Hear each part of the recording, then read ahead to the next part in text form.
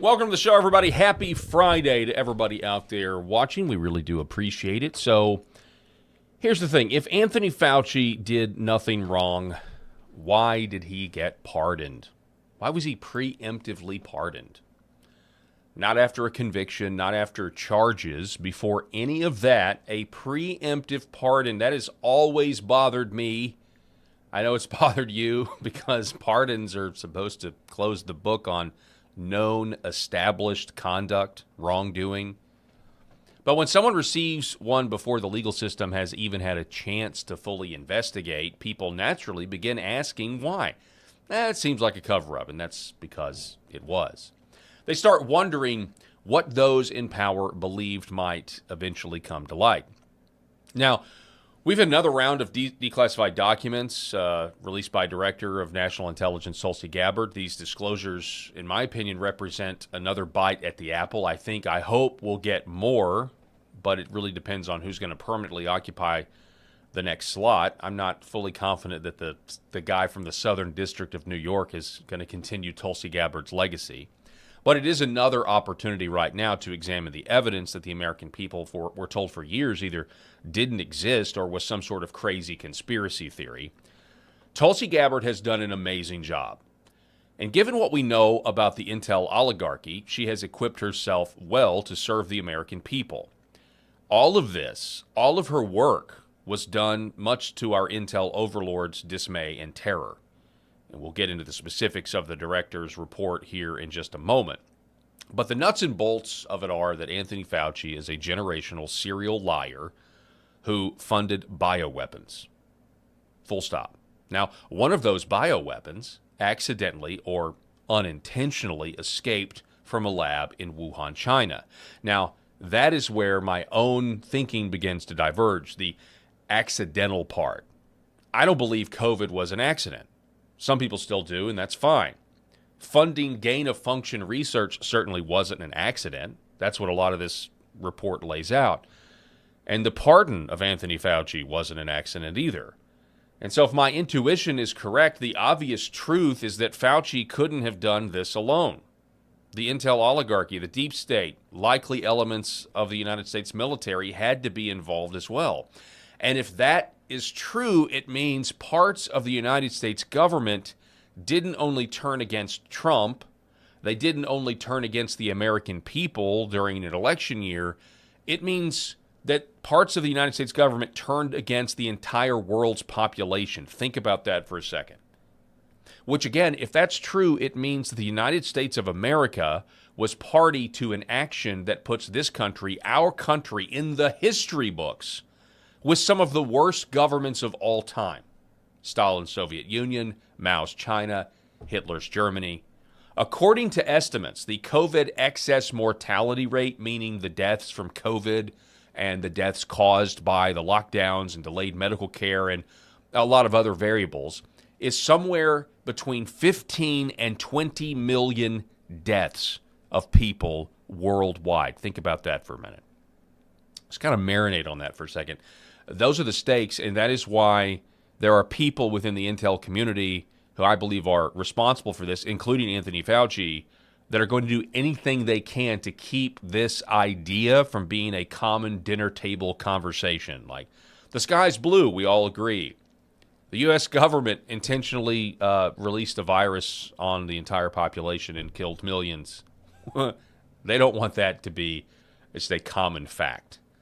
Something tells me those numbers, by the way, 15 to 20 million deaths, they may get revised down now that those numbers in today's context hurt the World Health Organization's political causes instead of help them.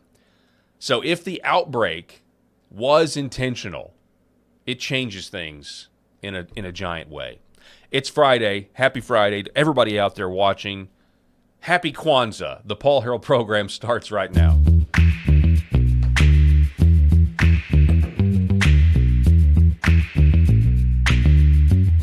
The Paul Harrell program. Yes, I know. It is. It's not Kwanzaa. It's Juneteenth.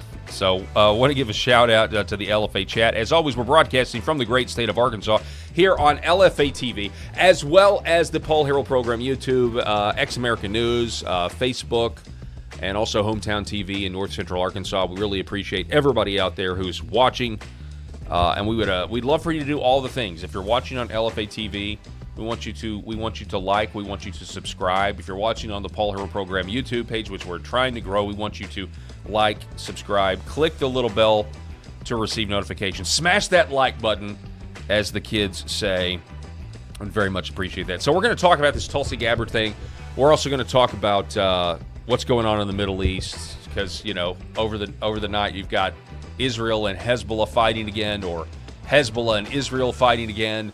And again, it's like one of those things, what came first, the chicken or the egg? Because you have people saying, well, Hezbollah struck Israel first, and then you have other people saying, well, Israel just refuses to leave, and they've displaced 200,000 people in southern Lebanon, and you just wonder, like, how in the world is this actually going to work out? But it still doesn't change the 30,000-foot view is, and the 30,000-foot view is that the American economy is suffering. President Trump knows that if this continues the way it's going, his legacy may very well be a global depression, and that's why from what I can tell, the administration is out. They're done. They're over. And J.D. Vance is doing a great job. J.D. Vance is coming under coordinated attack for criticizing the government of Israel, and of course, there are many who are saying, "Oh, he's now anti-Semitic for simply criticizing Benjamin Netanyahu," which is ridiculous, but. You know, we've got clips on that, by the way. And J.D. Vance actually said to Allie Beth Stuckey on her podcast that this is very similar to racism, that if everything is racist, like the left's been doing for 20 years, then nothing is racist. Likewise, the caution is, if every time you disagree with the government of Israel and everything is anti-Semitic, then all of a sudden none of it is anti-Semitic.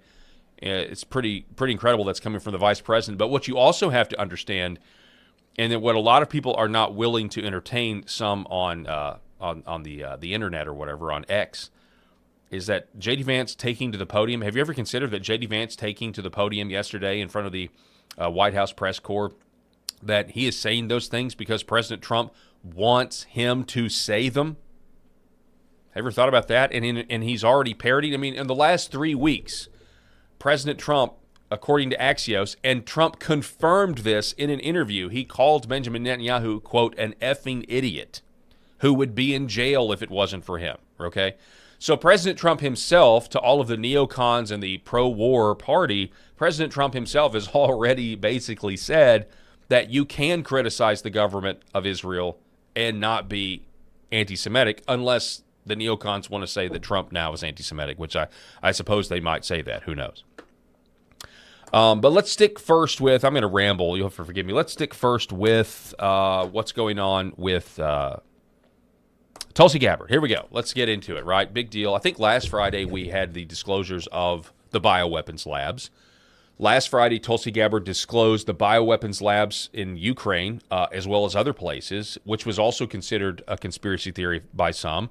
The Biden administration saying back in the day that it was pro-Russia propaganda to suggest that the U.S. had funded bioweapons labs in Ukraine. Of course, she released that that's exactly what's going on, which really puts things in a lot different context. It's a kind of closer to the context that I articulated in the monologue about what exactly, how does the rest of the world view America if we're funding research bioweapons, if we're developing bioweapons in other countries that we can't legally develop here. We don't want them in our country, but we'll put them in your country. What does that exactly say about us to the rest of the world? Just something to think about. Headline, from the Office of the Director of National Intelligence, Fauci funded Wuhan lab research that sparked COVID. Instead of reading all of that, why don't I just play for you the Director of National Intelligence, Tulsi Gabbard. This is what she said on her last day in office. Before the COVID pandemic, Dr. Fauci, as head of the National Institute of Allergy and Infectious Diseases, provided millions in U.S. taxpayer dollars to fund dangerous gain-of-function research on bat coronaviruses at the Wuhan Institute of Virology, work which is now widely viewed as the source of the unintentional lab leak that sparked the pandemic. Now, in support of President Trump's maximum transparency mandate, today, on my final day as Director of National Intelligence, I'm releasing never-before-seen communications and documents that expose exactly how Fauci worked with politicized career leadership in the intelligence community to suppress the truth about his actions, the virus's lab leak origins, and his role in directing U.S. funding for this dangerous research that caused immeasurable harm and countless lost lives. Now, these documents expose Fauci's direct role in influencing and manipulating IC assessments on COVID-19 and how Fauci lied to Congress in 2024 when under oath he denied knowledge of or participation in discussions with intelligence officials about viral research. We also received testimony from multiple intelligence community whistleblowers who reported retaliation for challenging the intelligence community's manipulation of intelligence on the virus's origins, once again revealing a clear pattern of suppressing dissent, silencing critics, and burying the truth. Dr. Fauci's close relationships with the intelligence community enabled him to assume three key roles that shield him from scrutiny. First, Dr. Fauci funded dangerous gain-of-function coronavirus research linked to big pharma and their pursuit of universal vaccines worth trillions of dollars. Second, Dr. Fauci was the behind-the-scenes advisor who, alongside his hand-picked so-called experts, pushed the intelligence community to endorse a natural animal origin to hide his dangerous gain-of-function research that he funded using taxpayer dollars, all of this in a deliberate attempt to cover up the truth and shift the blame and attention away from Fauci's own actions.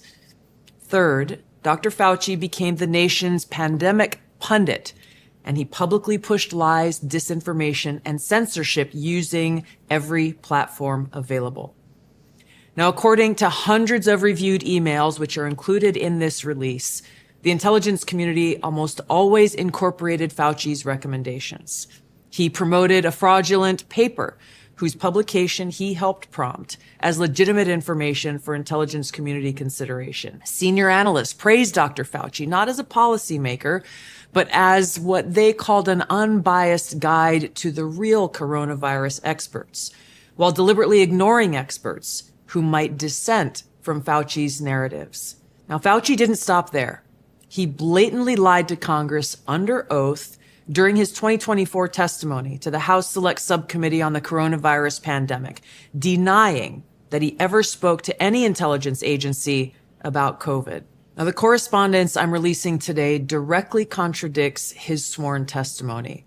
Now, we received statements from multiple whistleblowers revealing that the intelligence analysts who dared to challenge Dr. Fauci's COVID origin conclusions faced threats of retaliation, marginalization, and many suffered career setbacks. For example, a contractor was terminated just days after coming forward to ODNI as a whistleblower. Another example, those who advocated for the lab leak hypothesis or expressed dissenting views were reminded by their managers that leadership would determine which analysts would be promoted and which would not.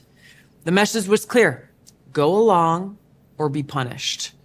Senior leaders also sought to undermine whistleblowers by removing anonymity, which is required in the whistleblower process, as they made their complaints, and also insisting that their managers or attorneys be present during ODNI meetings where these whistleblowers were coming forward with their testimony, obviously creating an atmosphere of intimidation. The COVID pandemic caused tremendous hardship and pain for millions of our fellow Americans and countless people around the world. Now, after years of lies and censorship and cover-ups, the American people deserve transparency, truth, and accountability. The tactics that were used to hide the truth are straight from the deep state playbook. Politicized self-serving leaders like Dr. Fauci covered up their own wrongdoing and abuses of power, manipulated intelligence, lied to Congress, and undermined a duly elected president by restricting his access to the vital facts he needed to keep the country safe. It's time you know the truth. And we do know the truth, and much of the truth is what we've already been here. We've already come to these conclusions for a while, but it's great to have the government officially recognize it, even though people will try to undermine it. We still have career communists that are still, operating inside our intelligence community, they say. I call it an oligarchy. And they must be held accountable, and Anthony Fauci must be held accountable. A few of your comments over at LFA TV in the Rumble chat there. We've got MD USMC 77 writing, Fauci committed treason by making our military weak by mandatory jabs and kicking them out. Treason at the highest level. I think that's exactly right. What happened with the military, and also you get rid of anybody in the military that, and this was kind of the broader play. Had things not unfolded electorally, what could have happened, the people left there. Not that there weren't good people that just, took the shot anyway. There were, but it means that there's also a lot of people potentially willing to follow orders at all costs. And again, if the intel community oligarchy has weaponized itself against the American people, how long until the military openly does that as well? That's the risk, I guess. Also, Fauci better have a passport taken and on a no-fly list. Matter of fact, he better be in Gitmo by tonight. Yeah, that's the thing. The DOJ, the Department of Justice, I believe this was under I think it was under Pam Bondi. I think they dropped the AutoPen investigation. To where they were going to actually pursue, hey, look, we think Joe Biden was selling pardons, or the people around him were selling pardons, staffers were selling access to pardons, and then Fauci gets his pardon, and did Joe Biden even sign it? Was it just the auto pen? So yeah, there are real questions in here about accountability, and we need to get them answered as soon as we can. Here's the Last Refuge's take on this. Back on June the 12th, he said, "You cannot disprove the truth. What you state is exactly why the COVID response, how they reacted to it, and all the control mitigation stuff came from the intelligence community and military." Now, this was in response to a tweet that said, "COVID was used to destroy Trump. Prove me wrong, it was intentional." Now he's saying, and by the way, the Conservative Treehouse, which is the same thing as the Last Refuge, has been really a good resource, to keep. It's very interesting opinions by him. He's been in Tulsi Gabbard's quarter this whole time, saying, "Thank you, Gabbard. Job well done." The elephant is smaller now. This kind of goes to what I was saying at the top of the show about bite at the apple. We get a couple of these bites of the apples. Now, I was hoping she was going to release more reports before her final day today. I was hoping for the 2020 election report that has been ready since June, been on Trump's desk since June.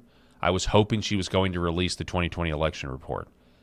We're not getting that. Will we get it in the future? I have no idea. And I don't. At this point, everything is so up in the air. I don't think there's anything that we can say for certain going forward about the 2020 election report showing foreign interference in our elections.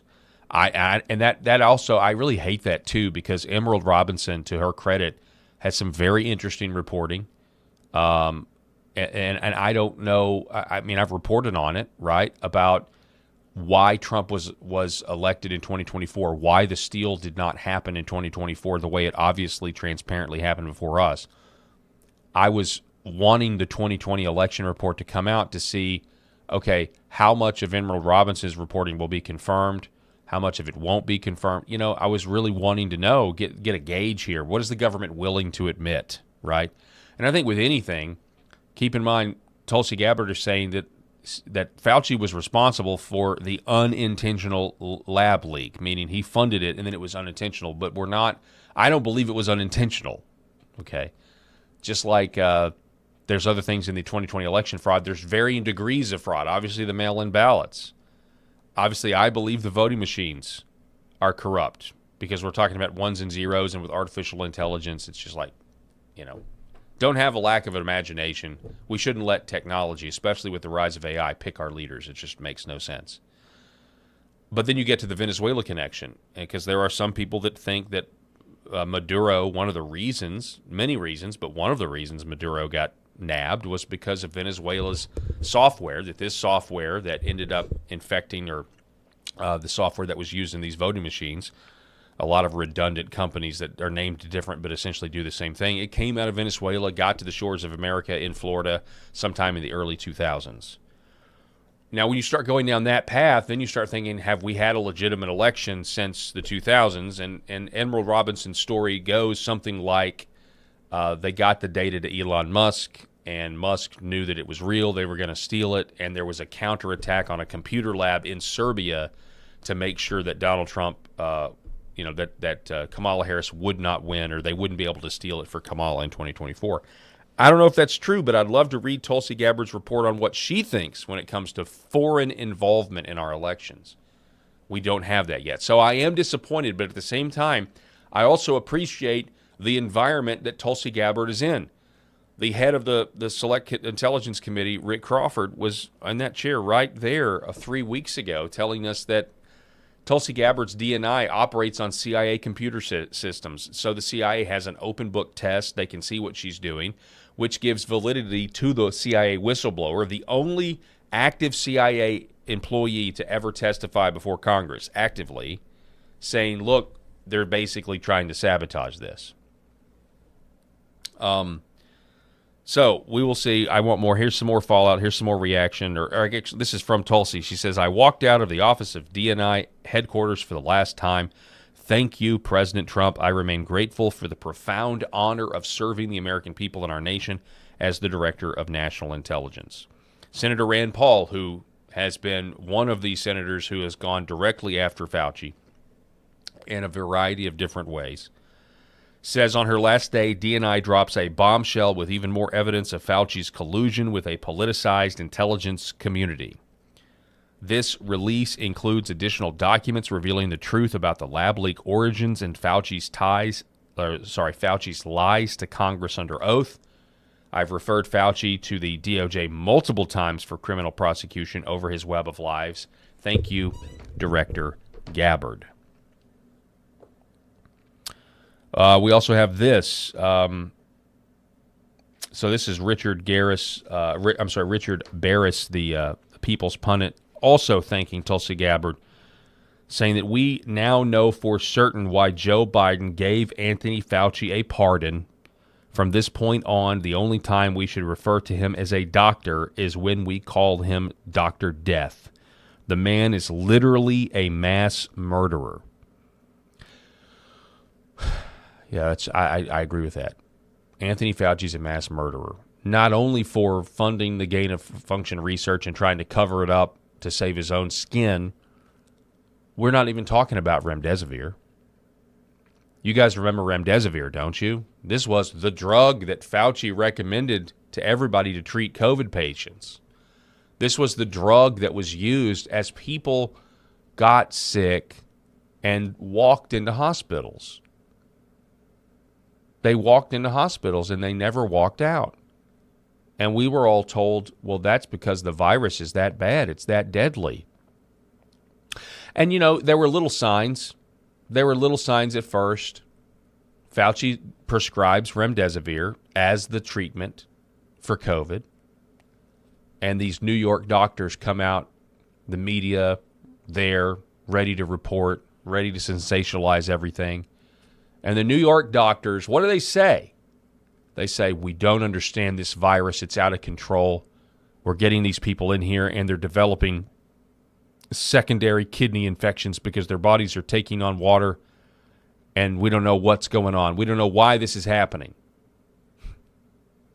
Well, the very study that Anthony Fauci cited as to why remdesivir needs to be used was a study that quit using remdesivir after 6 months because it was killing people and giving them kidney failure. Did you know that? It was an Ebola study. They were trying to find drugs that were effective with Ebola. And there was remdesivir and a few others that they were trying to stop Ebola. After 6 months, they quit testing remdesivir because it was killing people.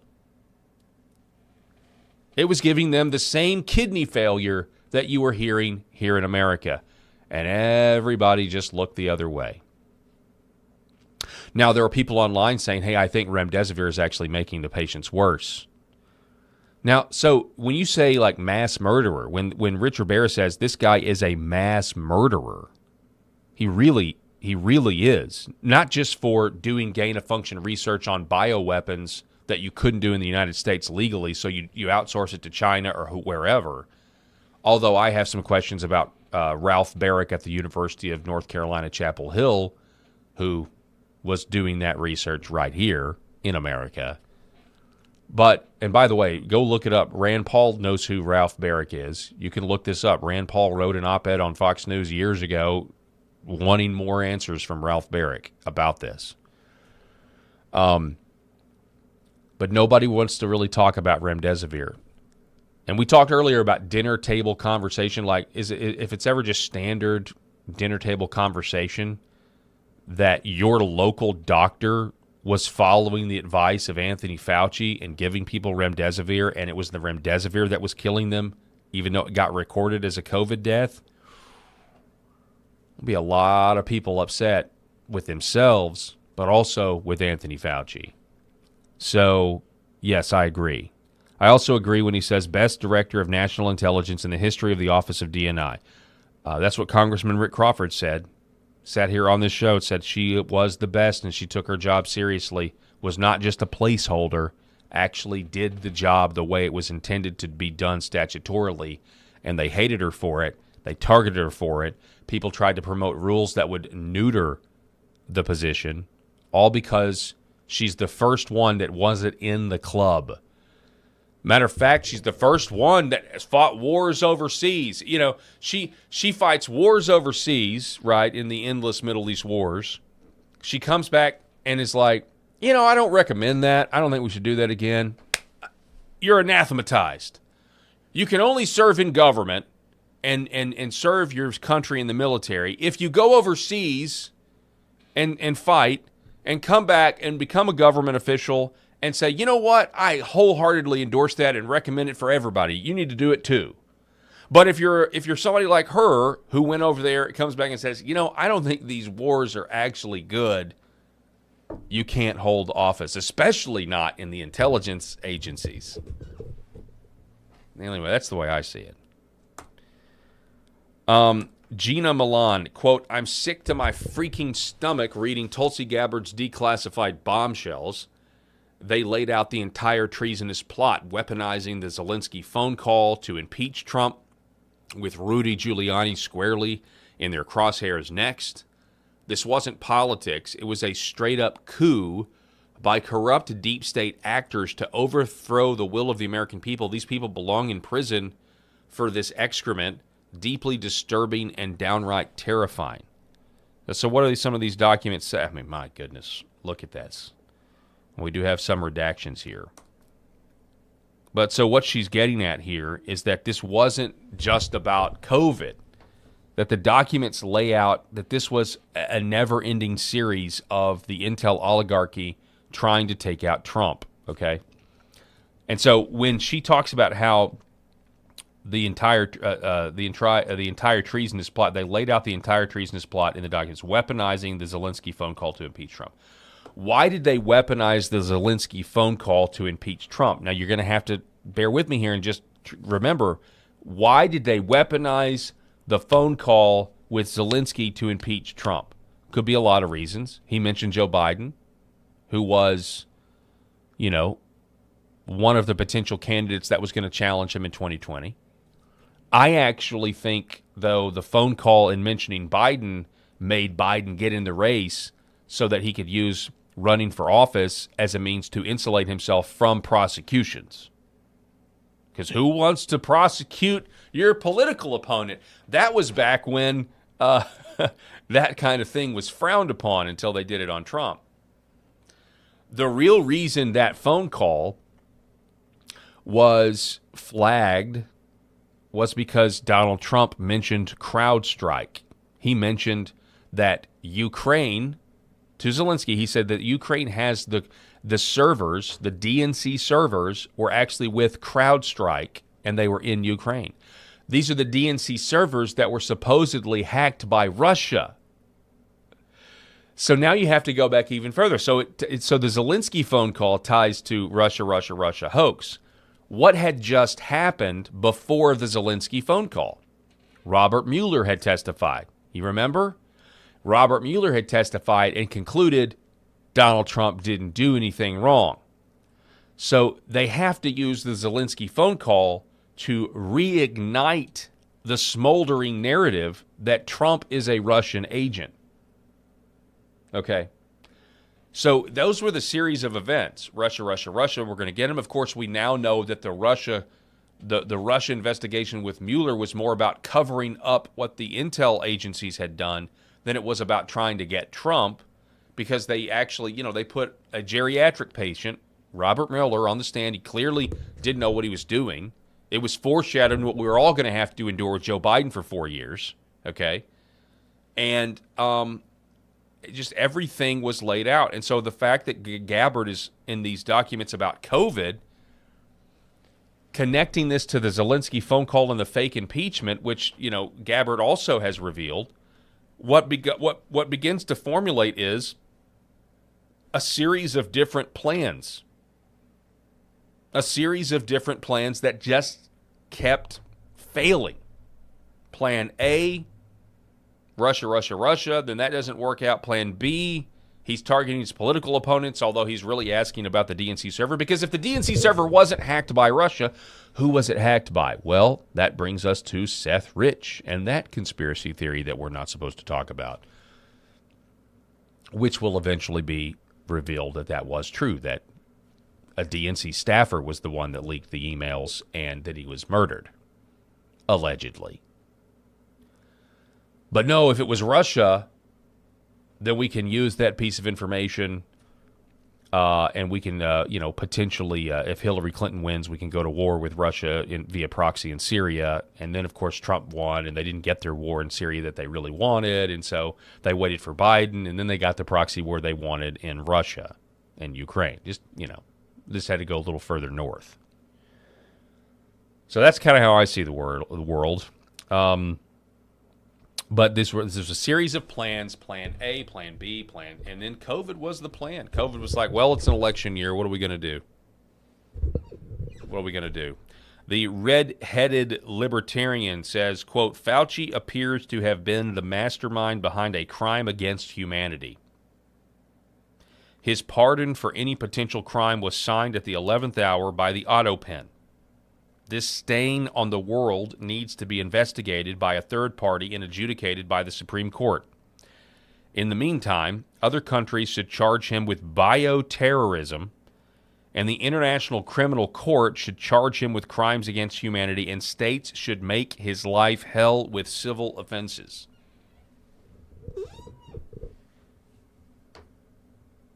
I totally agree. I mean, it needs to be done. If anything, maybe it'll get Fauci to roll on somebody above him.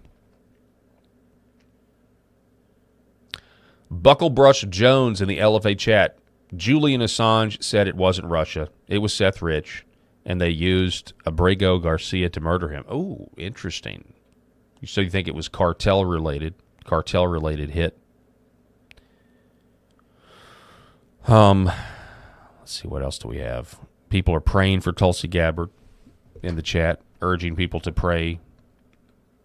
MD USMC 77. Tulsi has a gigantic target on her back. We all have to pray for God's ironclad protection for her and her family.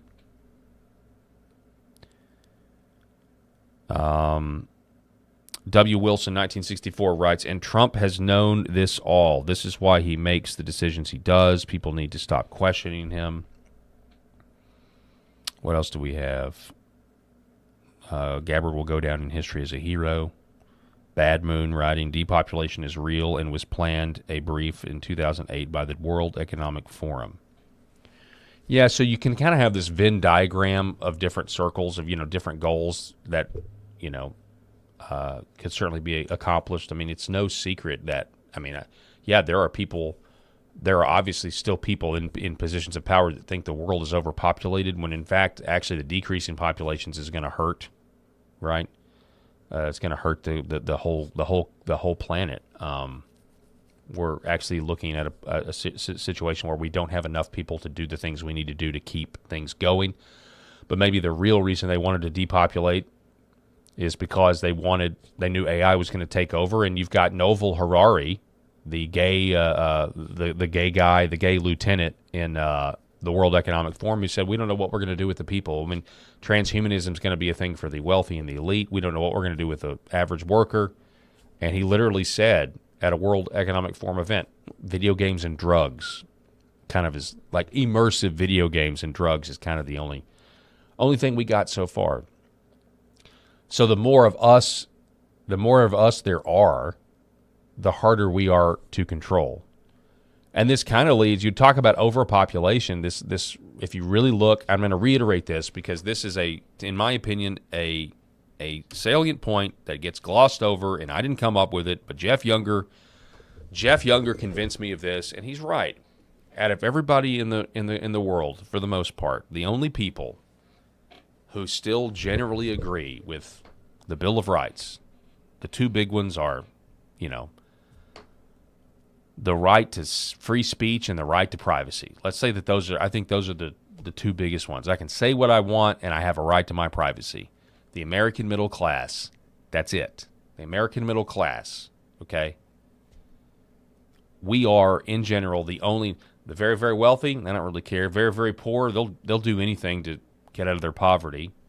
Kind of can't blame them. American middle class, though. American middle class, we believe in free speech. We believe in the right to privacy. Now, there may be some stirrings of that in Western Europe as the migrants, are beheading people.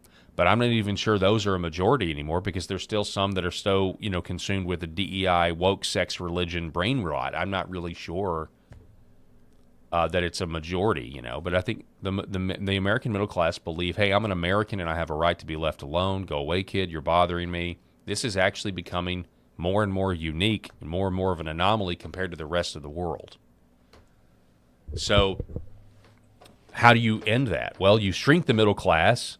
You invade the country with a bunch of third world barbarians that don't believe in those things. And then at the same time, you engage in, depopulation efforts. Depopulation efforts could be things like putting a virus out intentionally so you can sell people the vaccine that is actually not good for them, that actually gives you myocarditis, a phrase that was most people never heard of myocarditis, couldn't even say the word, pronounce it correctly before the shots started rolling out. You could do it that way.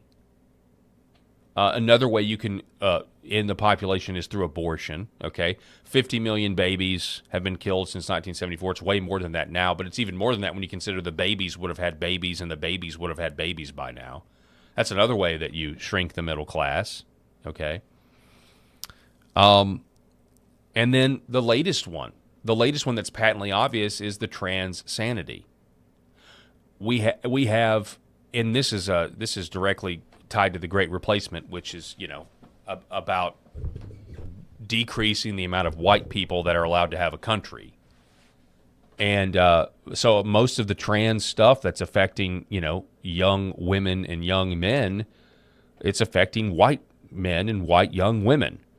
And what are they doing? Well, if they go through the hormones, or if they certainly go through the surgery, they're literally giving up their right to procreate. They're literally not going to be able to have children.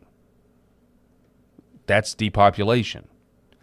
And that is one of the reasons why. So President Trump, I'm going to reiterate this, President Trump, of course, comes out and says, with his executive order, we're going to ban child genital mutilation. Why hasn't the Republican Congress passed a bill codifying that exact executive order?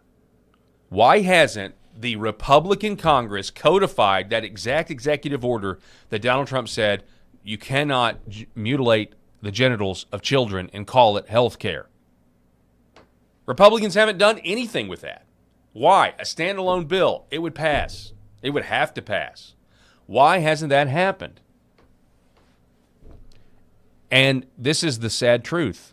The giant Republican donors who play both sides don't want it to happen. Why? Maybe, just maybe, shrinking the middle class, continuing to war against the middle class is the objective, is the goal. Something to think about. Something to think about. All right, it is, let's see, 42 past the hour. Let's reset here. Let's take a quick break. This is the Paul Harrell program. Don't go anywhere. We're going to be back here in just a moment. For centuries, light has been used to heal.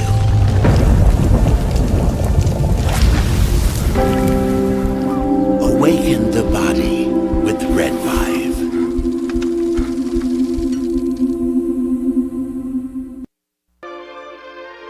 I had 5 units that I purchased for the practice right out of the chute. Well, those went the first week that I got back to Houston. So then we ordered another 5 and then another 5. And I think over the next, 6 to 8 weeks, we had ordered like 35 units. And they're gone. They're still gone out of the practice. So we're excited about moving more of these units for our patients because they need them. And so when you bring in new technology and your staff's thinking, oh, this is another thing that I need to handle during the day, I think it's a good idea to give them a little incentive. And I do it as a team. So if one person does well, the whole team does well. So they all support each other. And they got really excited about that. They love it. They'll bring a unit in, turn it on, put it on the patient's foot or leg, and they'll tell the patients, be sure to talk to Dr. Parker about red light therapy. And the patient will say, red light therapy, yeah, I've heard of that, And so I'll walk in and my nurse is she'll tell me, I've spoken to Mrs. Jones about this red light therapy, and she's really excited about it. So Red Vive has been fantastic for our bottom line. This is our family dog, Bubba. He is a Shorty Jack Russell, and he brings a lot of love and laughter into our home. We just want to thank Pet Club for making healthy food and treats for our animals. Bubba has been on Pet Club food for a little over a year now. He really likes the Sequoia dry food, and then I put a scoop of the Sequoia wet dog food in there with some hot water and stir it up, and he absolutely loves it. And he likes the mush puppies, but his ultimate favorite is the antlers.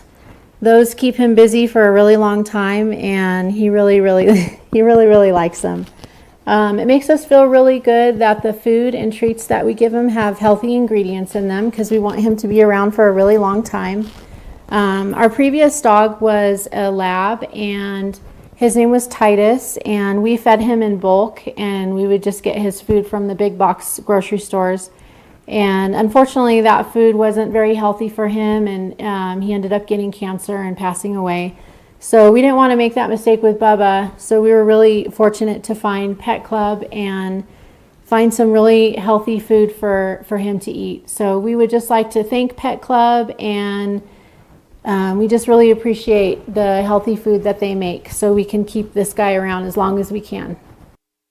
For centuries, light has been used to heal.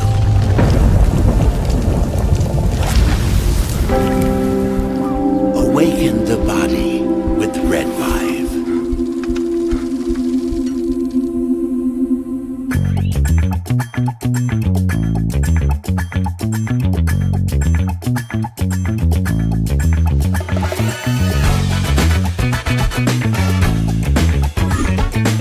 The Paul Harrell Program. All right, it's Happy Kwanzaa to everybody out there. The federal banking holiday as the whole country celebrates Kwanzaa. I told many in the chat don't know it's Kwanzaa today. Let's see here. So during the break, I said Happy Kwanzaa, y'all. And, we've got some people, and then I asked who's celebrating Kwanzaa today. Apparently, none of you guys are very festive. We've got Glenn Dean saying, Kwanzaa, what is that? Bucklebrush Drone says, I'm still celebrating George Floyd's sobriety. I think Bucklebrush Jones knows what I'm doing here. John Yarder says, I am celebrating my 38th wedding anniversary. John, congratulations, my friend. That is awesome. Congratulations. It is amazing to be married. It is a good thing to be married, and it is incredible to be married 38 years. I'm coming up on 18 years. Let's see, what's today's date? Probably 3-4 weeks I'll be on 18 years, and it's incredible. You know what's crazy about that is I did a whole monologue on this a while back now, where I highlighted all of the parachurch ministries, a lot of the Christian websites that post articles, and some of them are very good articles, about Christian walk, sanctification, that sort of thing, biblical truth. But there was, over the last 20 years, kind of a fad across all denominational spectrums, for the most part, about warning single ladies they don't want to idolize marriage, or warning single men not to idolize marriage.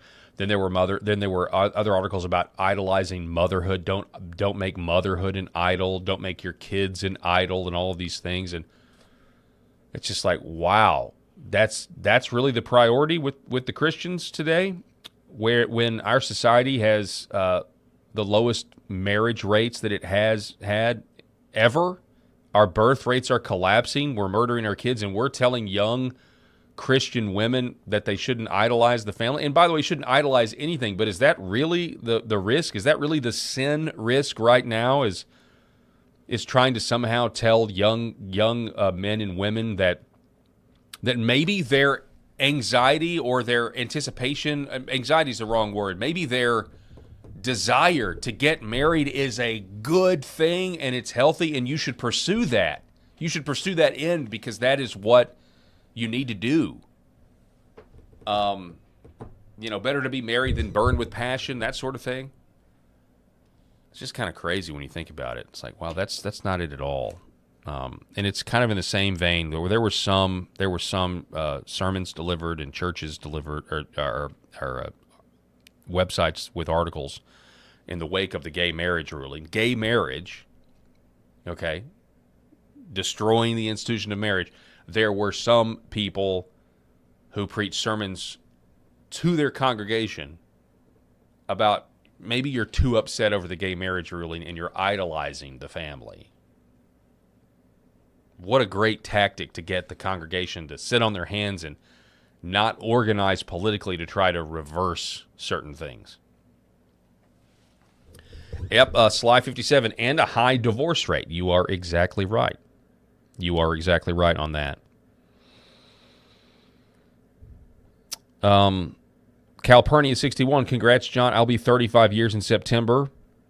That's great news. Obviously, I know it's not Kwanzaa. I'm sorry, I'm making a joke on this Juneteenth thing. It is Juneteenth. It is not Kwanzaa. It's Juneteenth.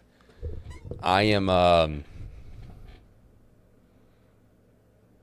know this is okay. I know Juneteenth is like an event that a lot of Black Americans have been celebrating for a while, right? The news of the emancipation, gets to the last slaves in Texas. Like, I'm aware of the story.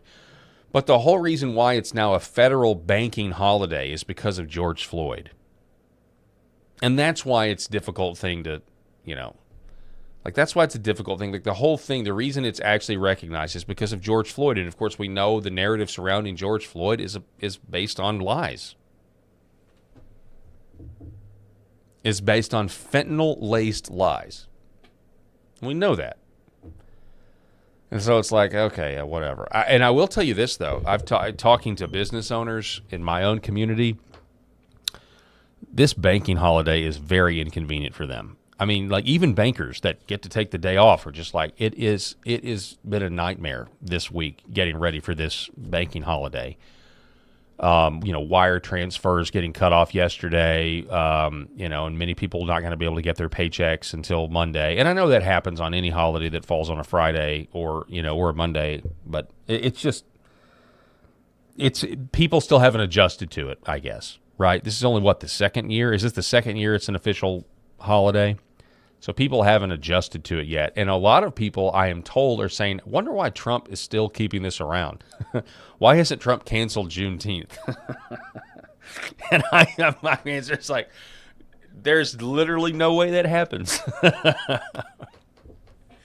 There's literally no way that would ever happen. That would be the most based thing President Donald Trump could ever do, is get rid of the federal banking holiday for Juneteenth. That would be incredible, incredibly politically volatile. C. Michael says a few years just annoying. Let's see. Glenn Dean says Obama's term, gay marriage became legal, so his marriage to the first dude would be legal.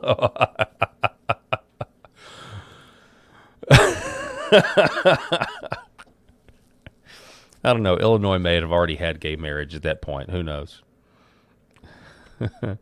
Hands up, don't shoot. Another lie. Yeah, that's true.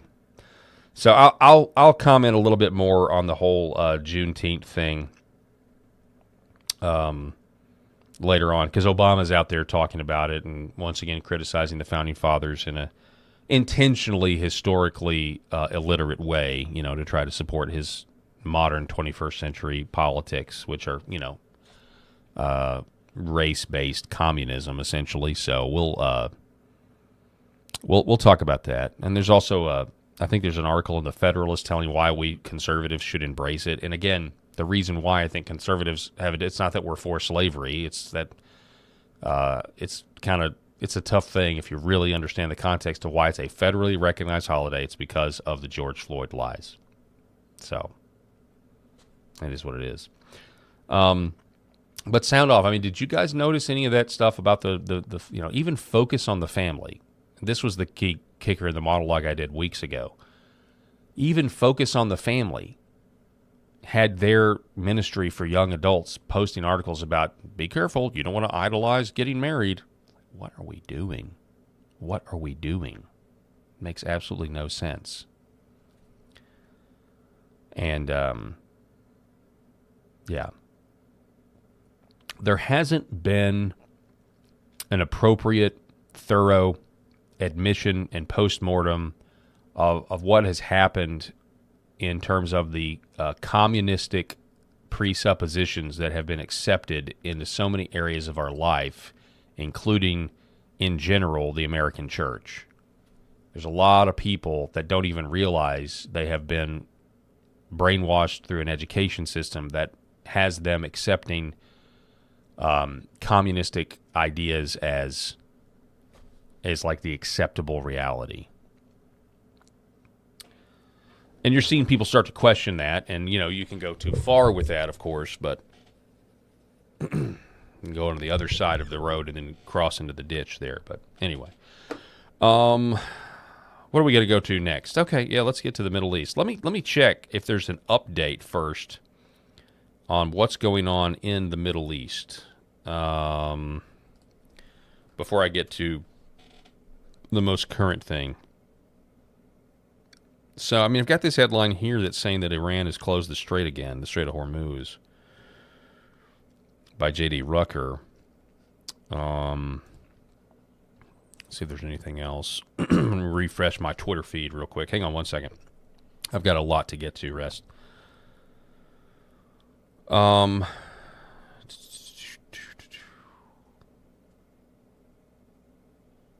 Okay. All right, no. All right, so let's get to it then. Here's the Gateway Pundit. This is what happened over the last 24 hours. Israel and Hezbollah agree to a renewed ceasefire after overnight strikes as Iran imposes new restrictions on ships in the Strait of Hormuz. So last night, depending on which version of events you subscribe to, Hezbollah launched rockets. Israel then launched their rockets, or their weaponry, and about 20 people died.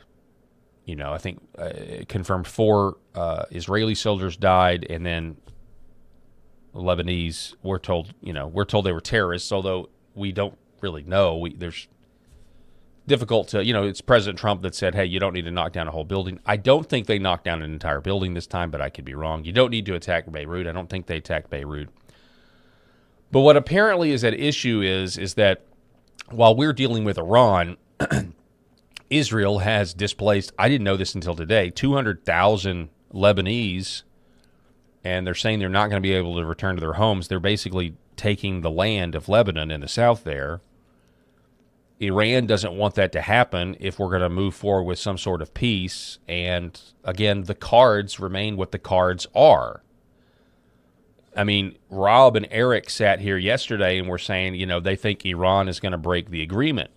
Okay. And then I said that may happen. But I said, I actually think Israel is not going to stop doing what they're doing in Lebanon. They're not going to pull back. And I think that is what you have to worry about. And by the way, that's not just my opinion. That's what J.D. Vance is saying. That's what President Trump has been saying is Bibi has got to stop doing what he's doing. And so we have now Israel and the United States that now have two different objectives, and that is patently obvious. It's patently clear at this point.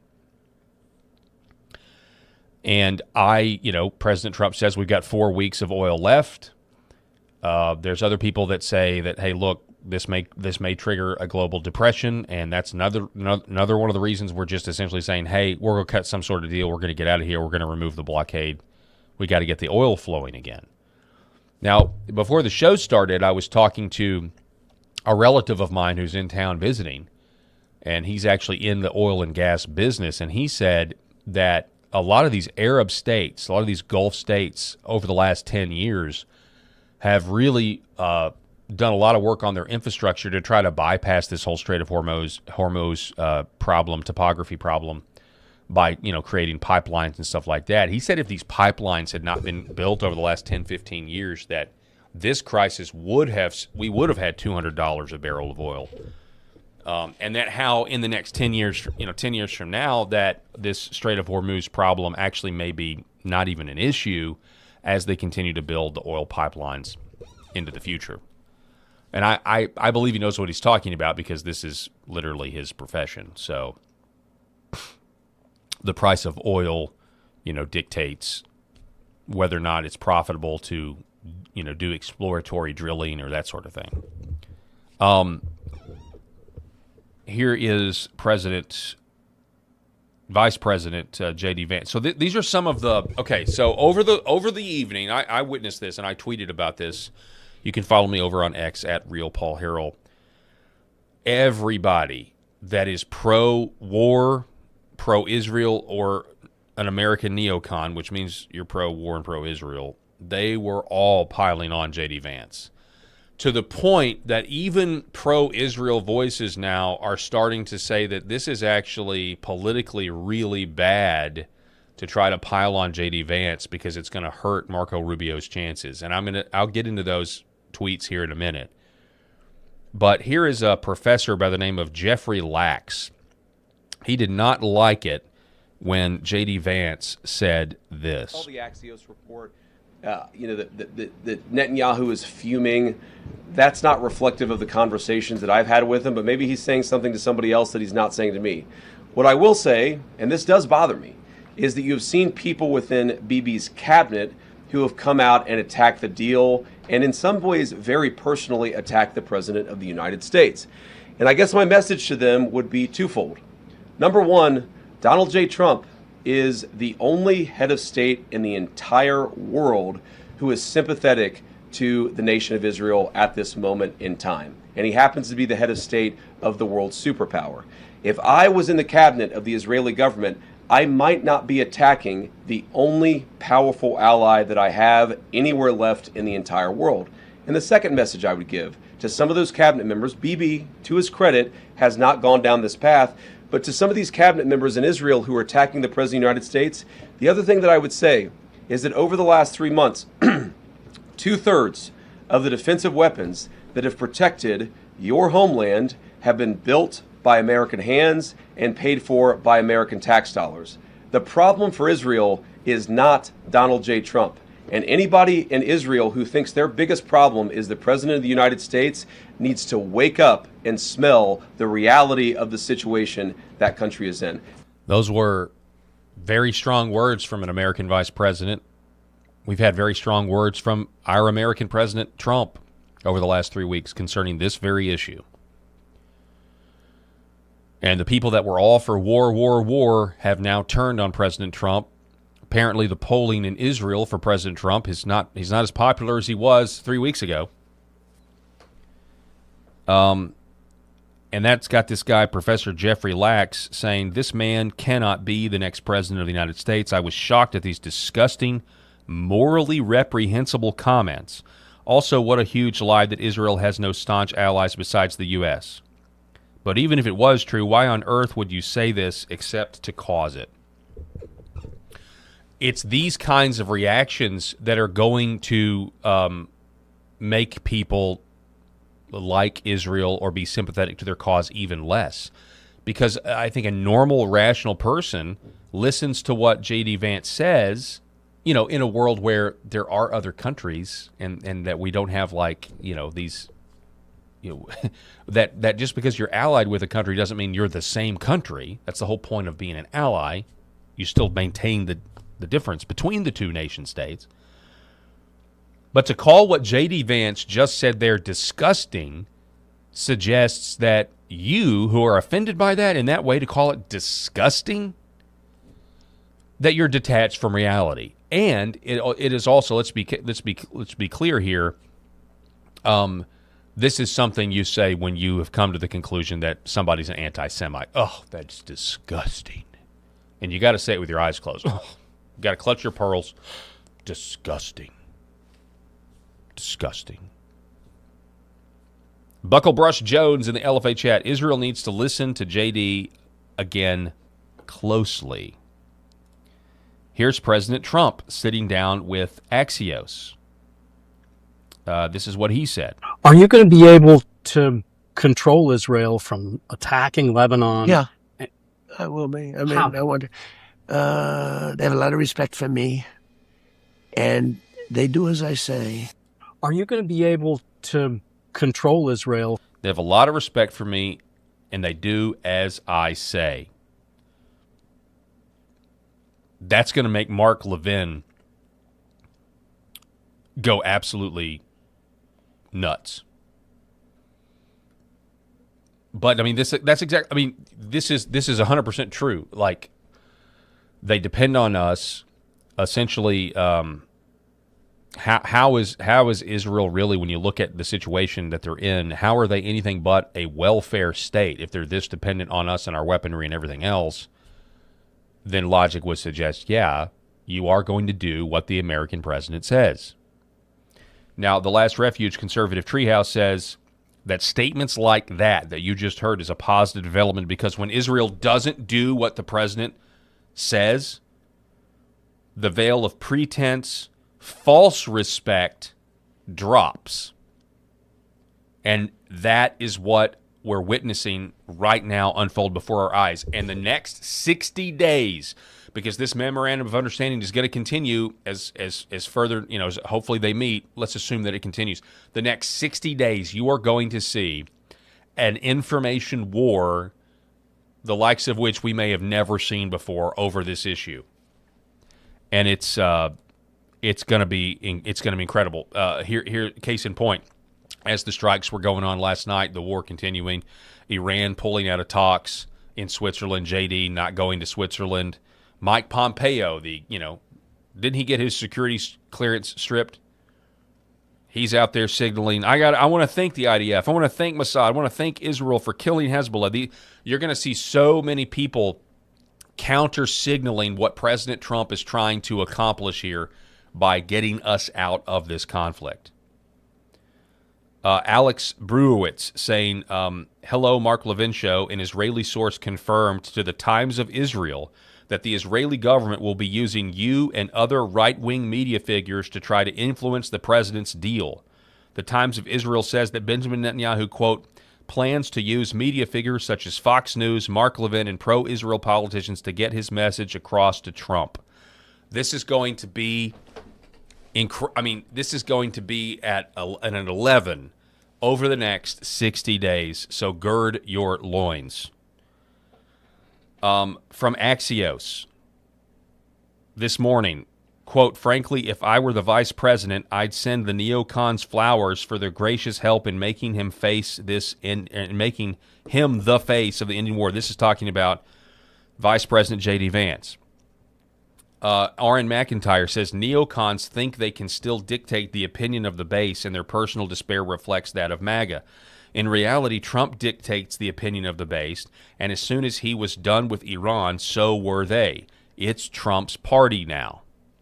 We're seeing very much a boomerang on the narrative since this thing kicked off in February. Now we have a guy by the name of Tamir Morag.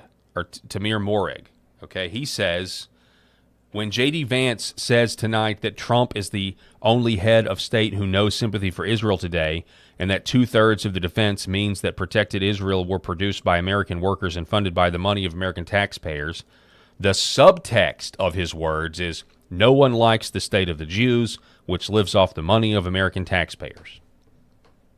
So you're going to see a lot of this. You're going to see a lot of things that, and maybe it ends tonight. Maybe we go back to bombing them this weekend. I don't know.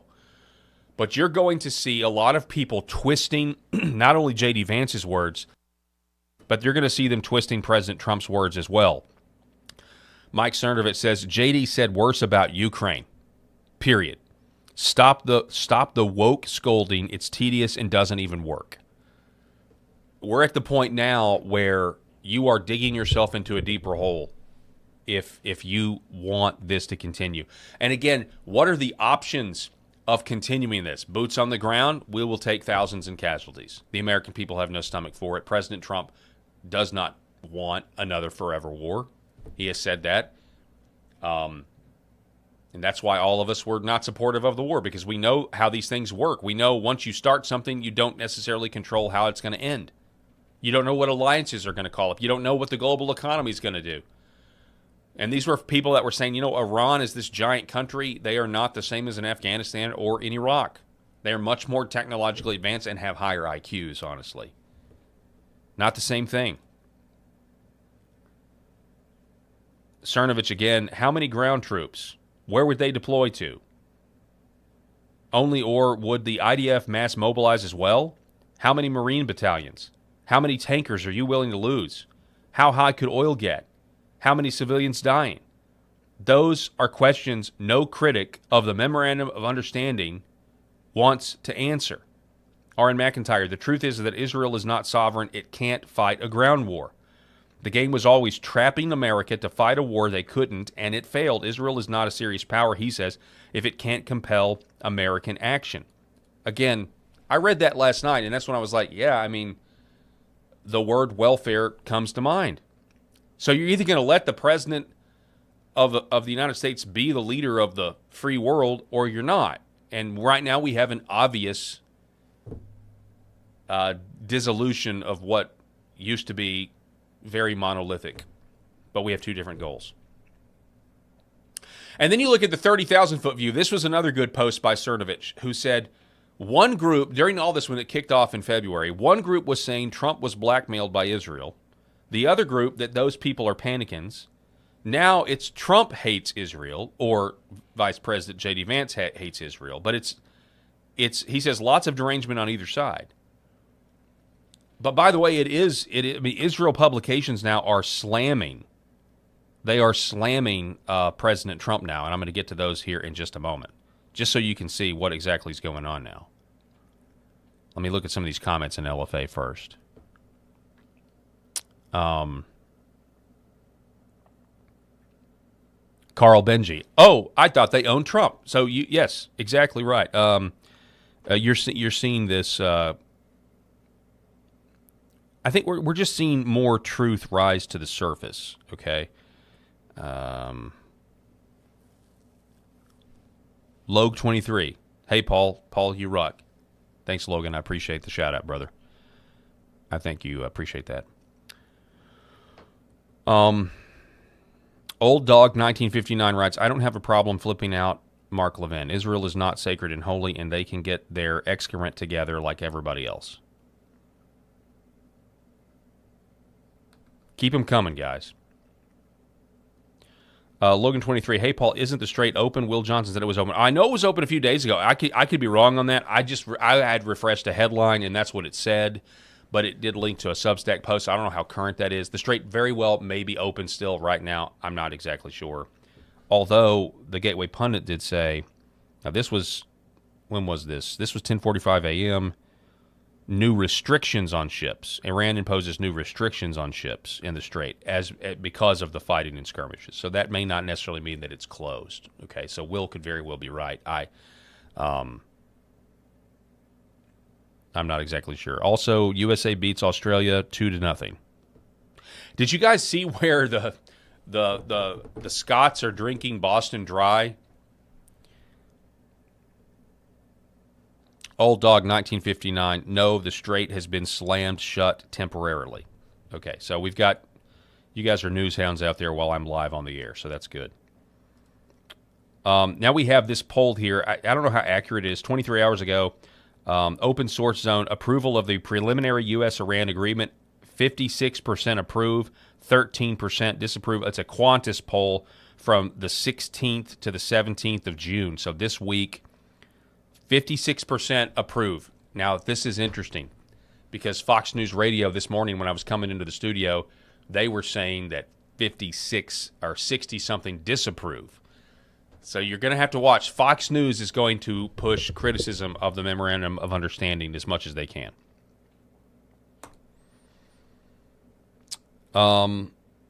Mark Levin does not like that this...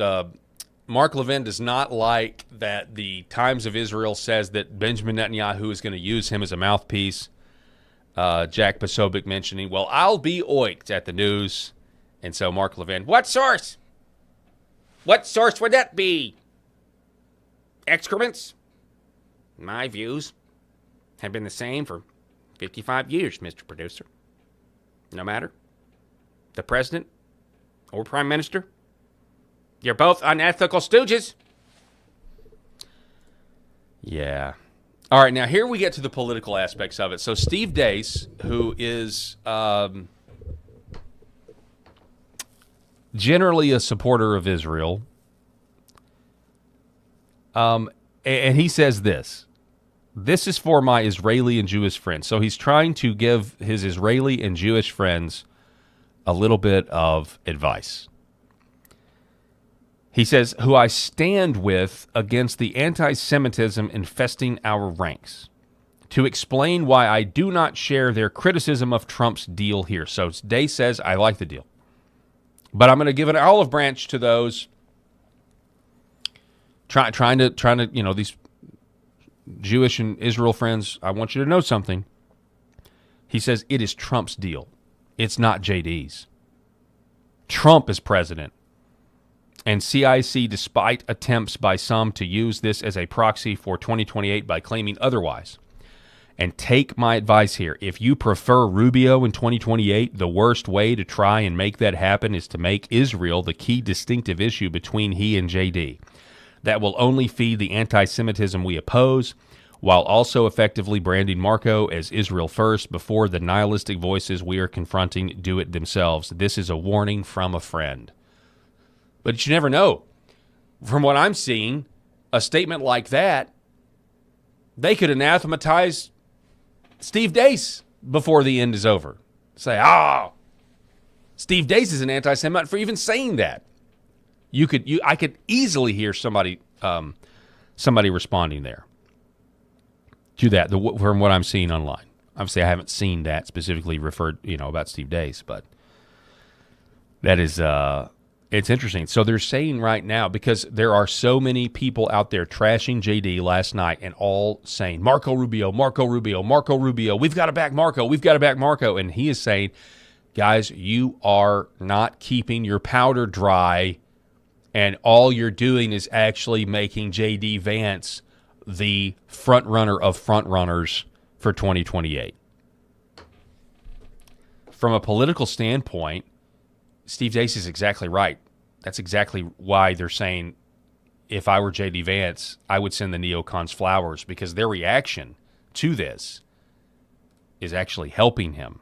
For all of us that have the trepidation, and all of us that really that believe that, hey, America first means America first, and we don't want to get involved in foreign entanglements with Ukraine or Israel or anybody. This is helping J.D. Vance politically. And again, it could hurt him too if this all blows up and it becomes even worse, and J.D. Vance gets all the blame for it, which is now going to be a play as well. Jesse Kelly, Trump miraculously found a whole group of newfound friends when he started dropping bombs on Iran, and they abandoned him the second the bombs stopped dropping. Viva Frey calls them the whores of war. And then we have the GOP. And I've got a take here that I'm going to get to here in a minute. Here is the GOP as well as the Democrats. We have a bipartisan group of senators that all of a sudden want to lock arms together and sing Kumbaya and talk about how bad the memorandum of understanding is. Giving billions of dollars Ted to Cruz. theocratic lunatics who want to murder us is not a good idea. I think the president, unfortunately, is receiving bad advice on this deal. I was just going to ask you about the Iran deal. That's Lindsey Graham. What do you think about it? I'm going to Disney This World. whole nuclear deal now, no better than what we had back in 2015. Elizabeth Warren. Back when Barack Obama cut the deal. And that's where Donald Trump winds us up after all of this. What an embarrassment. We went to war for what? The idea of doing something in the Straits of Hormuz. The Straits were being used peacefully before our invasion, and now we have to negotiate they'll be used peacefully in the future. It's going to get access to its frozen assets, and what is Iran giving up for this? Nothing. Nothing. They're merely reaffirming what they've said before about nuclear weapons. Adam Schiff and all these people, Ted Cruz. We're going to give these people billions of dollars so they can murder us. Look, man.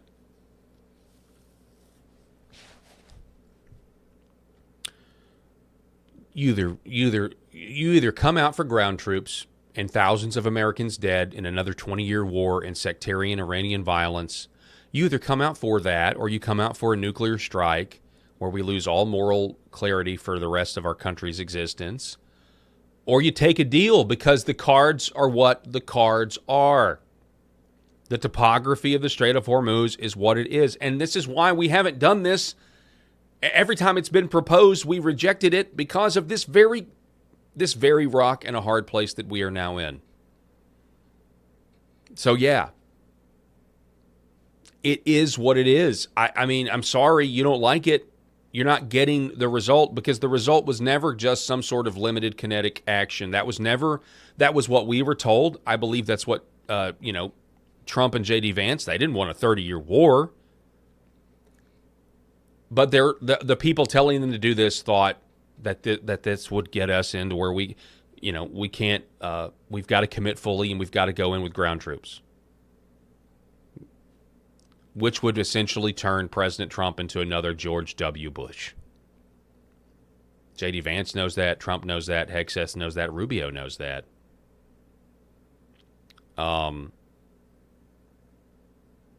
Yes, I voted for President Trump 3 times. Correct. I did.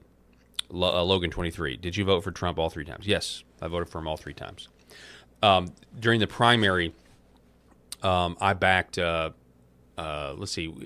I was more of a back in the. Keep in mind, this was 2016, so this was Libertarian Paul. Okay, in 2016, I was more Libertarian. I wasn't in my banning things as good sometimes. But in 2016, I thought Rand Paul would be on a policy standpoint. I really liked his stuff, and I liked his foreign policy views. And I still maintain that Bernie Sanders supporter that shot Steve Scalise was actually trying to assassinate Rand Paul. I really think that's what was going on there. Because they were trying to get Trump to go to war then, and he wouldn't do it.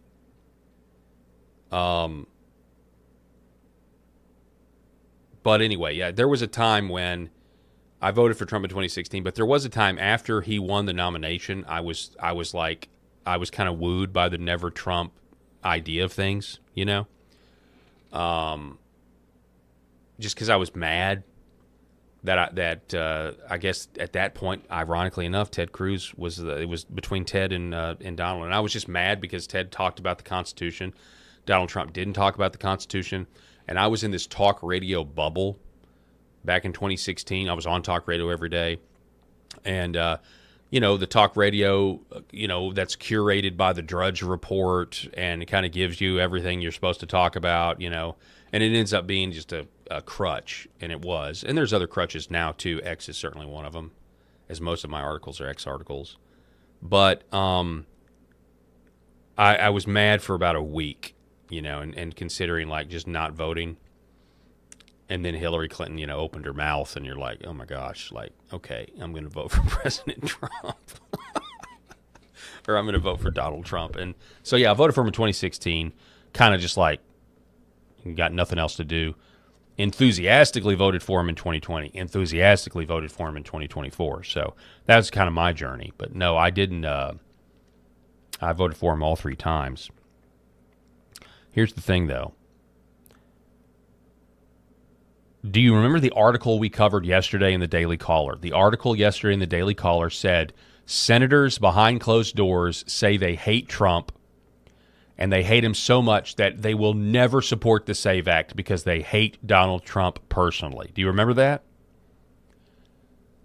What do you think those senators' opinions are on neocons and foreign wars? They're all for them. So here's the deal. There is now a strong contingent within Washington, D.C. that now wants the deal to fail so that it will, I'm just telling you right now, so that it will destroy his legacy, so that it will hurt the economy and the Democrats take the midterms. There are Republicans right now that not only want the Democrats to take the midterms, they now want to use a forever war to help the Democrats do it.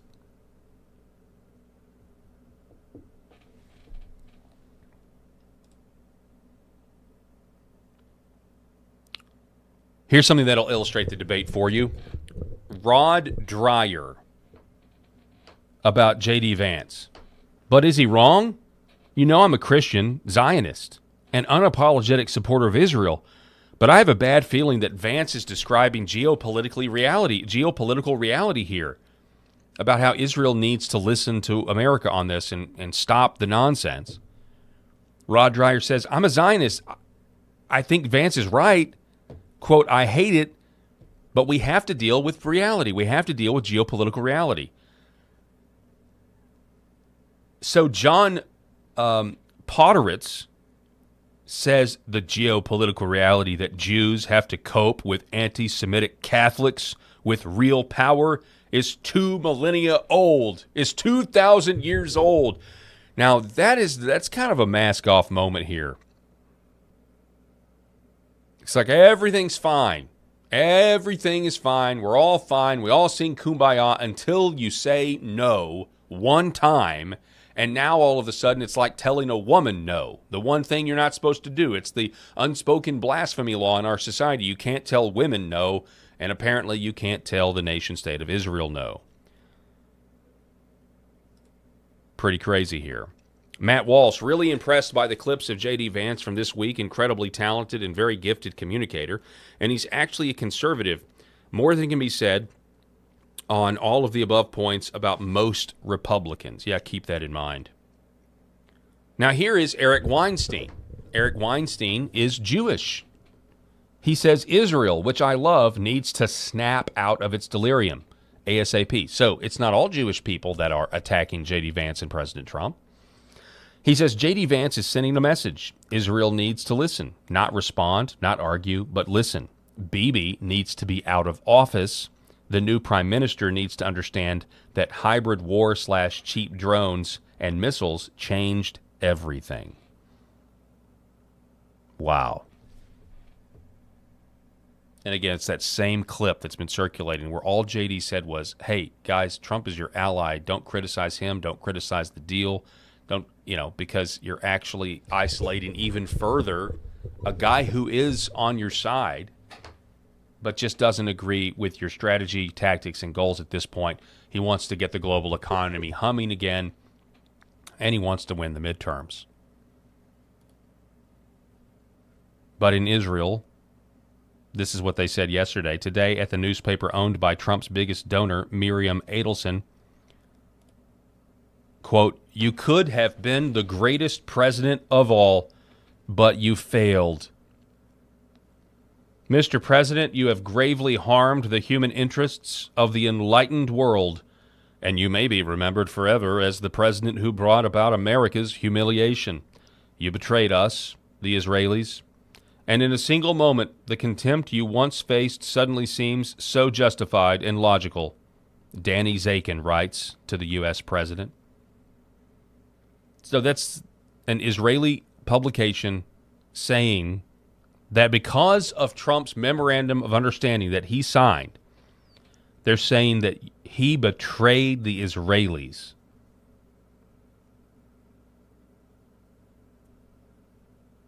And again, what's the alternative? Sending people to die. The alternative is, so if they think that's a betrayal, that we're not willing to send our own American sons to die in Iran, if that's a betrayal, well, I guess we're the betrayers then. I guess we're betraying. We're betrayers because we are not willing to send more American soldiers to die in the Middle East.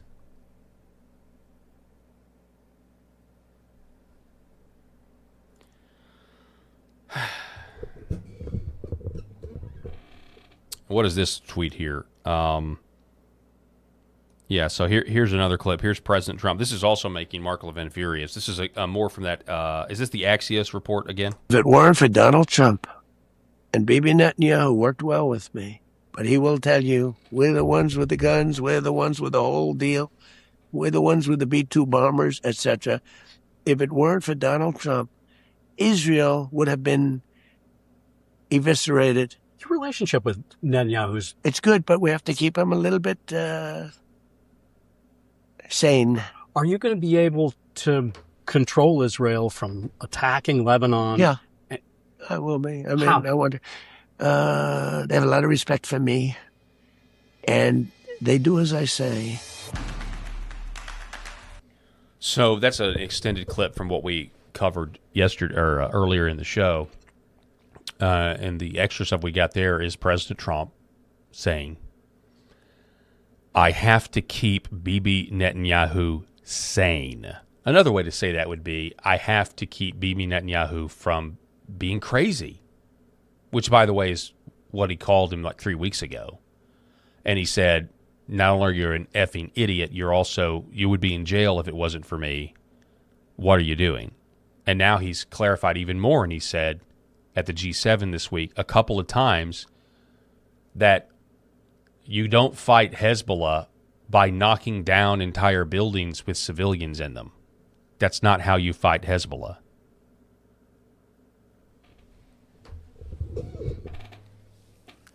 It is incredible what we are witnessing. Absolutely incredible what we're witnessing. Let's power through with these tabs here.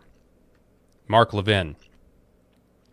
So this is Yair Lapid, translated from Hebrew. I'm assuming this guy is some sort of Israeli politician or spokesperson, but I don't read Hebrew, so I don't know. But he says this: in the past day, the U.S. vice president got angry at a press conference over Smotrich and Ben Gvir, foreign minister Saar, and cut ties with the European Union's foreign minister. And President Trump said Netanyahu is showing irresponsibility in Lebanon. If we don't quickly replace this government, Israel's foreign relations will be wiped out. Mark Levin says, "You fool! Lapid! You're giving voice to what was a terrible smear of your entire country dressed up as something else. It'll be used by the haters here to justify more of it."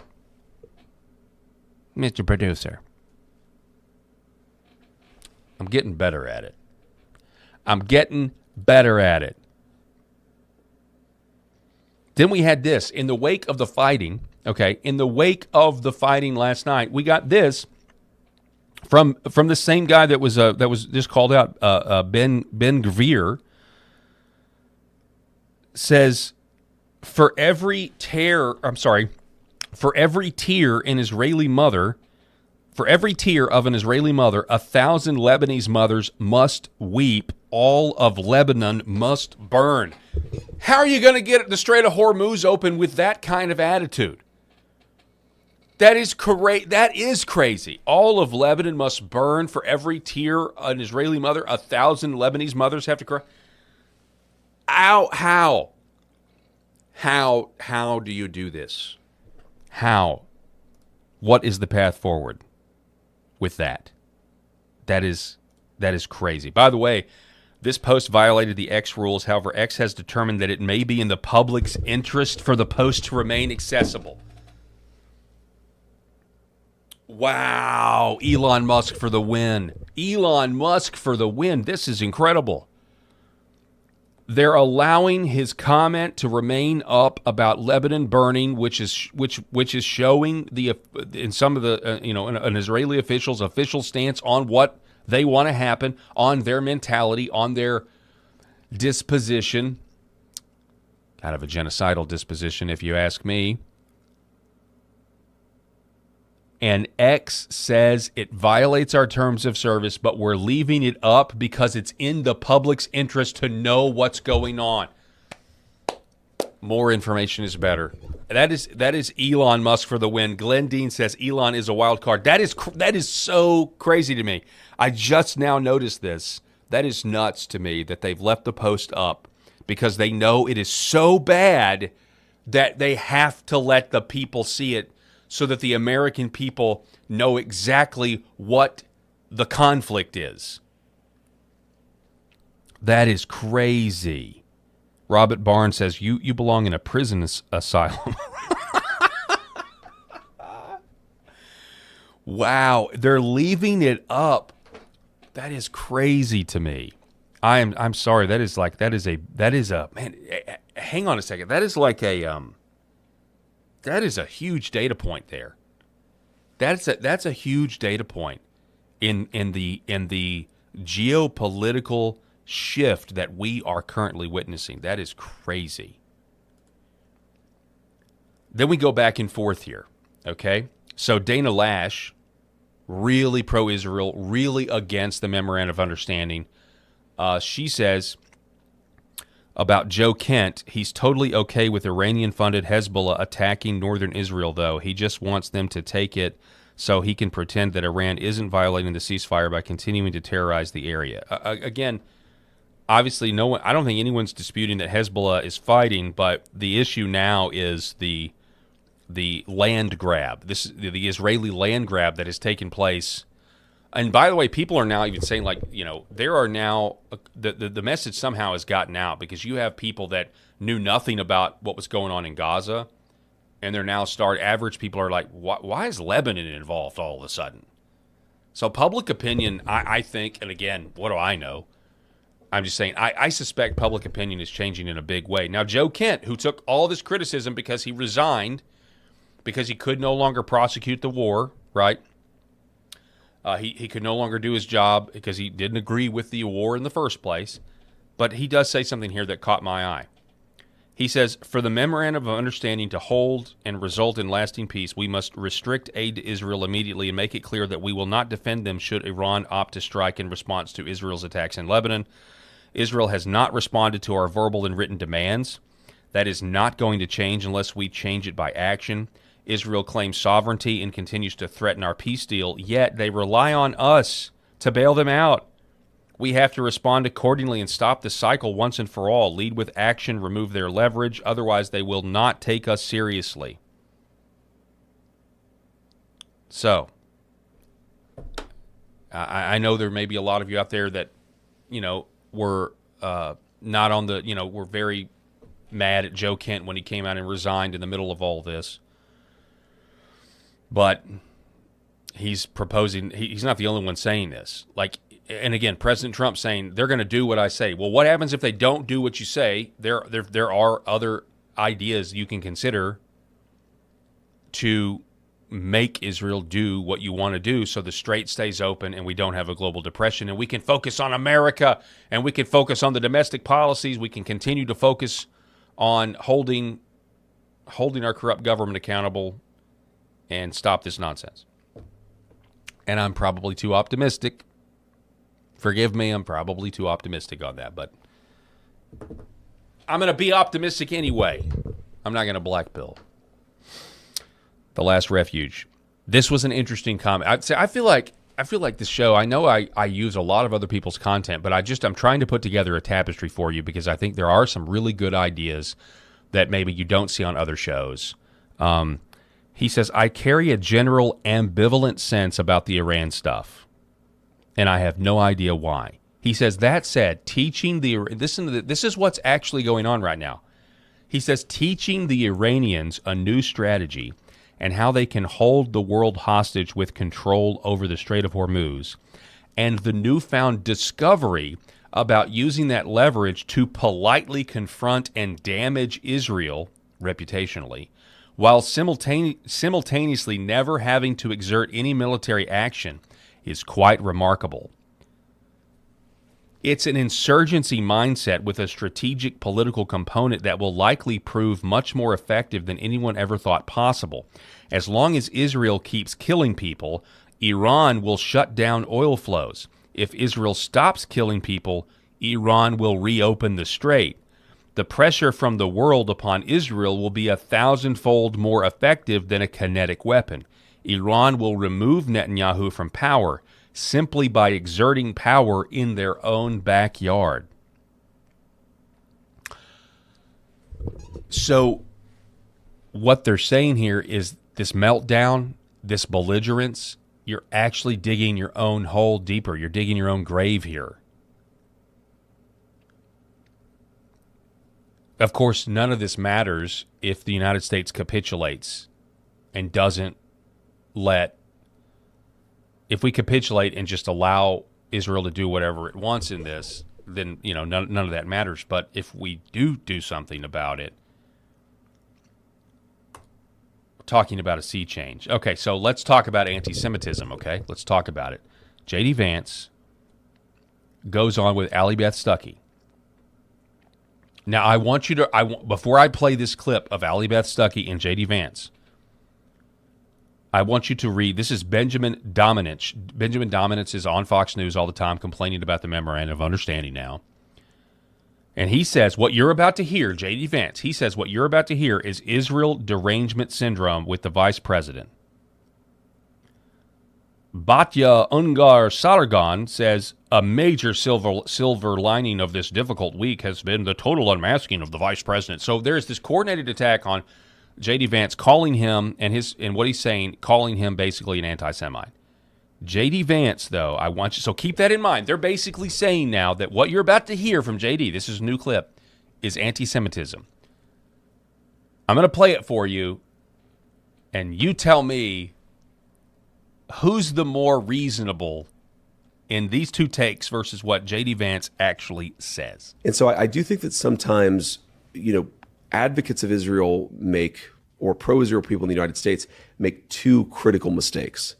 One, on the one hand, is not delineating between America's interests and Israeli interests, because they're not always the same. But the second is always conflating criticism of a particular government with Jew hatred.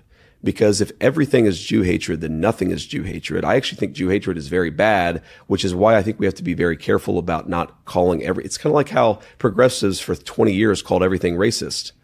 And if everything's racism, nothing is racism. And we have to be very careful not to, in order to serve a certain foreign policy objective, try to criticize somebody as anti-Semitic when they're just not. Yeah, I completely agree with all that. And I think that distinction is important. However, from my vantage point, it seems to me like the bigger problem is I don't know exactly how I would describe it in a way that would be charitable, but almost like Israel derangement syndrome, going beyond, okay, yeah, we don't like Israeli policies. We don't think that we should put the priorities of any country first. Completely agree with that. That's fine.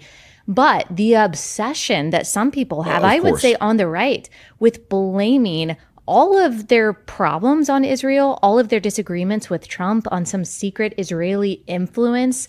And I'm not saying all of those people hate every Jewish person, but it seems to get there really fast. I see that more prominently on the right than I see true Israel first kind of obsession that you seem to be describing. So I see both, and I think both are bad. And I'm probably particularly sensitive to the first thing because of the last 2 days I've been defending the president's decision to end the Iran deal. And I find often the arguments are, well, Israel doesn't think this is good, therefore it's bad. And my reaction is Israel's opinions matter, but fundamentally they are separate.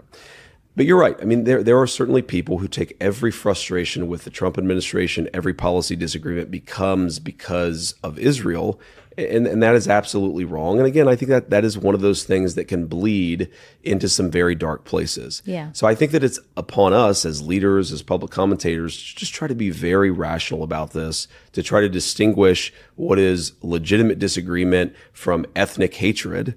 And you just got to be careful about it. But I actually think both the Trump administration, but the right generally is in a place of figuring this stuff out. Any debate, every debate, has excesses on either side, but that's part of the process of figuring this stuff out together.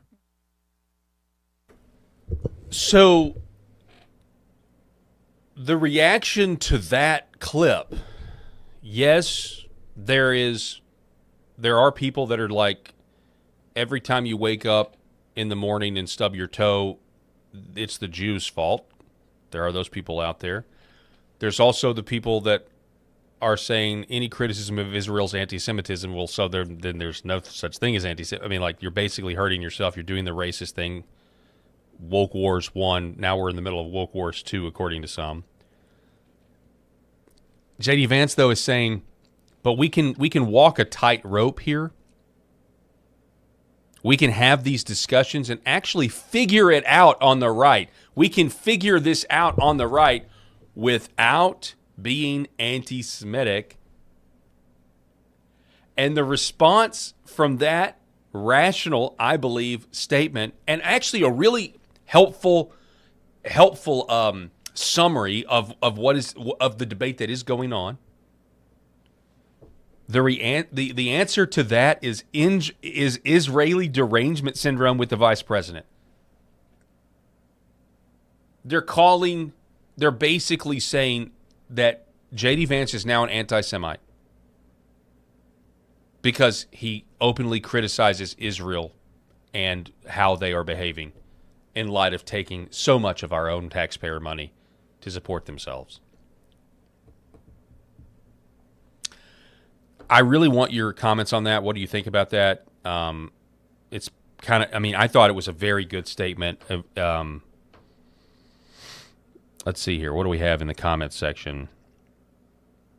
Logan 23, where is the anti-Semitism at exactly?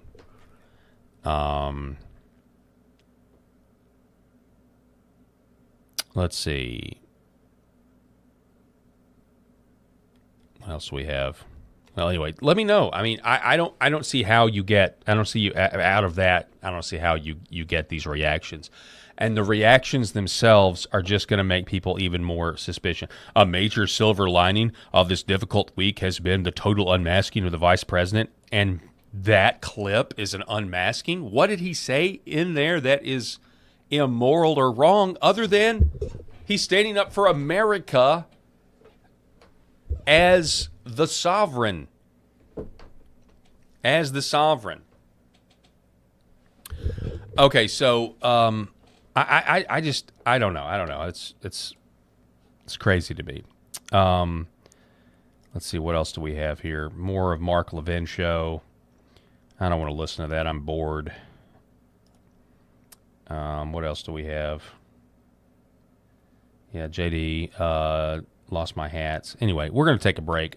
I think I've said all that I need to say on the subject at this point on this particular. I mean, we spent an hour on this now. We're going to move on to the Kwanzaa celebration. I'm sorry, I mean Juneteenth. We'll move on to that here in a minute.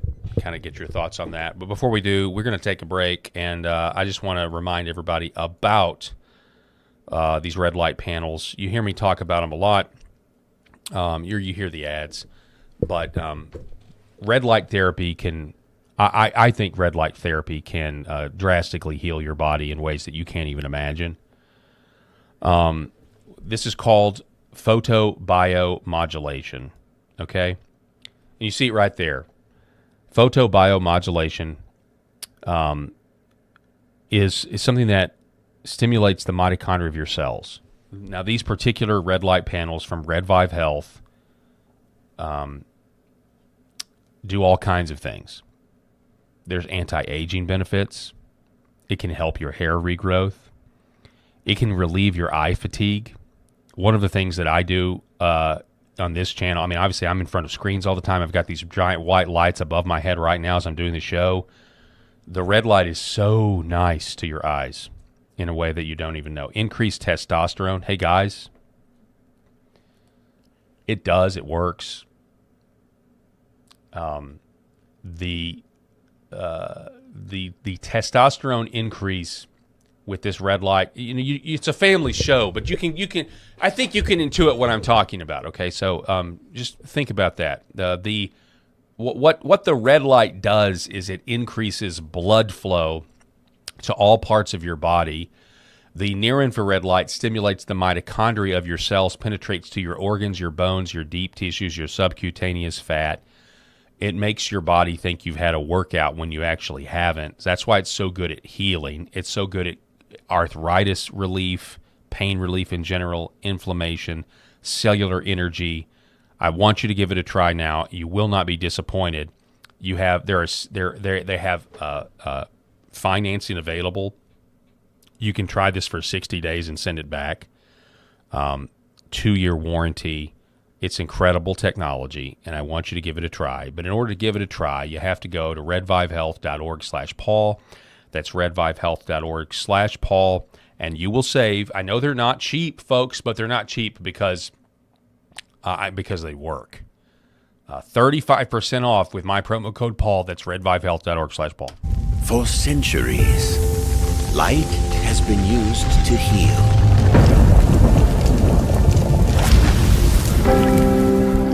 Awaken the body with Red Vive.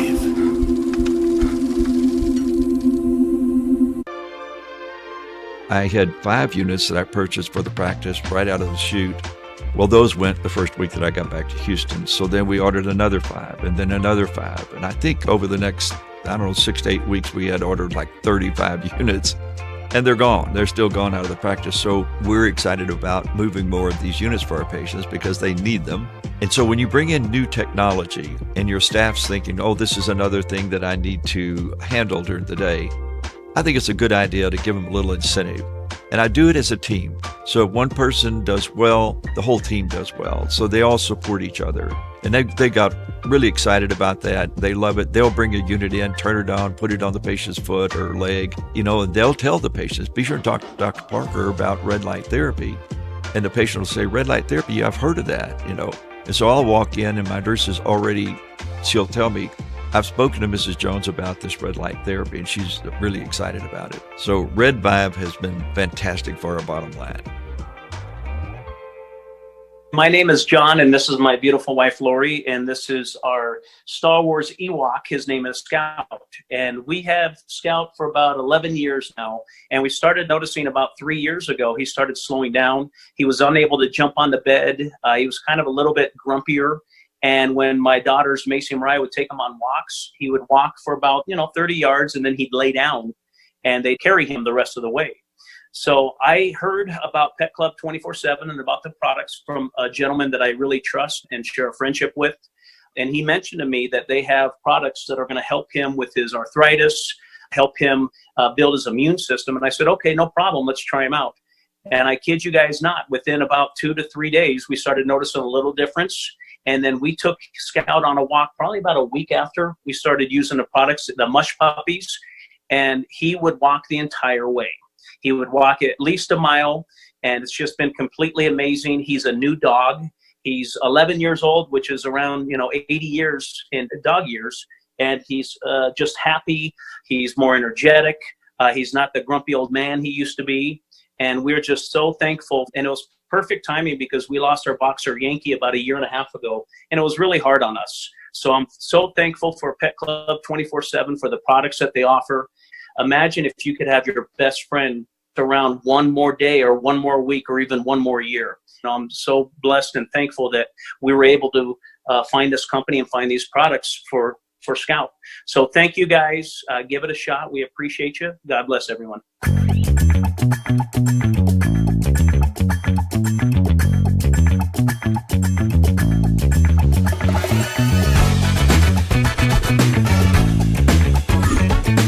The Paul Harrell Program. All right, folks. By the way, happy Friday. I hope everybody out there has a blessed weekend. Happy Father's Day to all you fathers out there. So, Logue23 says, "Hey Paul, can you come to Oregon and see me sometime?" I know. I've seen some of your messages, Logan. I just want you to know I see that you're trying to put together some sort of event, and you want LFA TV hosts to show up and stuff like that.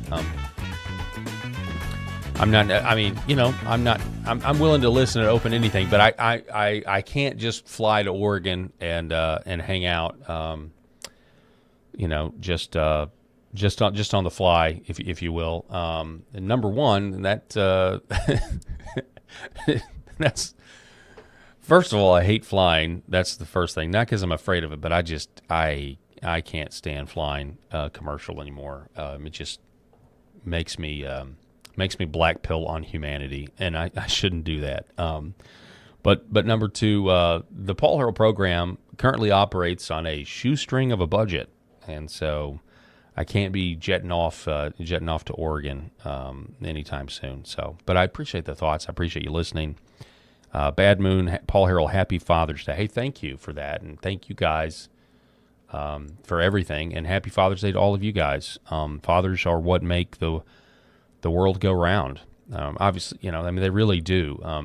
The patriarchy. It's not a question of, and it's the design that the good Lord has intended. It's the good Lord that makes the world go round. But fathers are.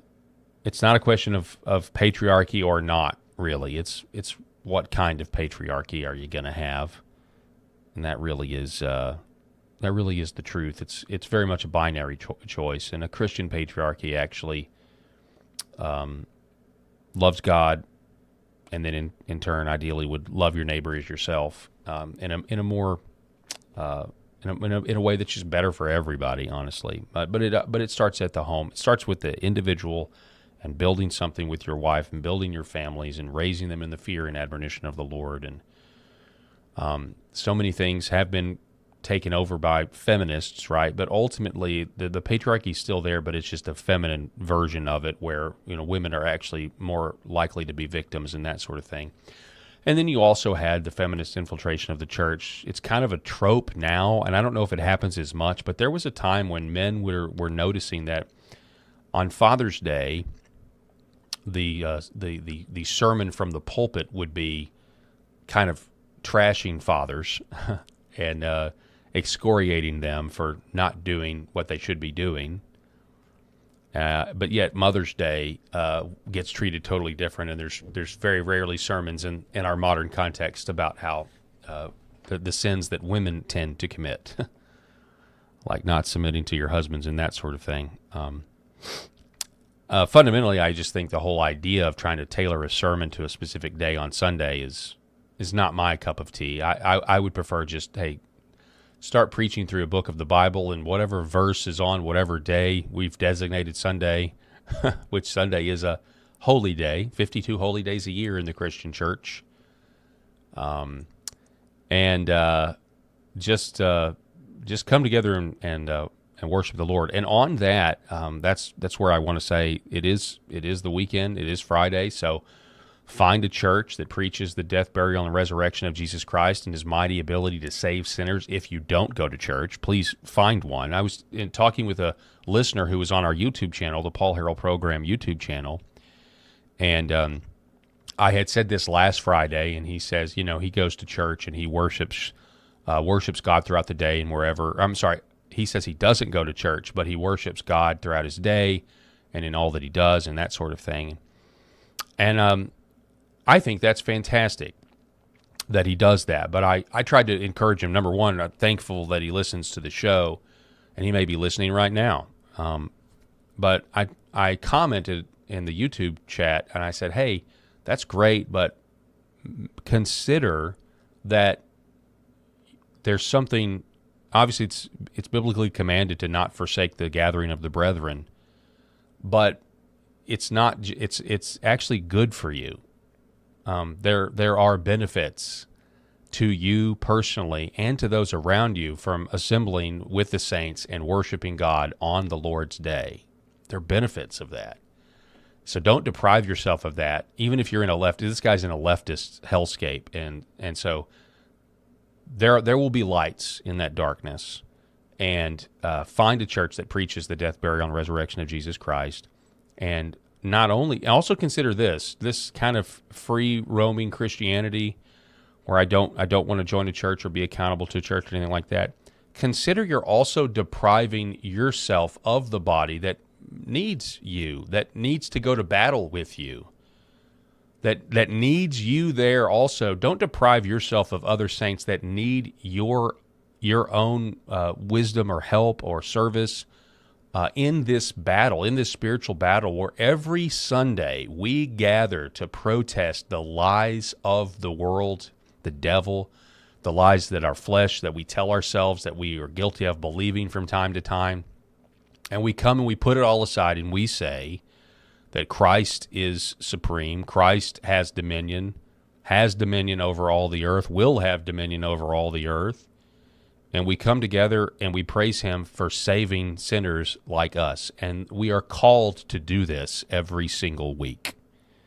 So I don't apologize for preaching about the importance of church and the importance of Christ on my own show. I almost apologized.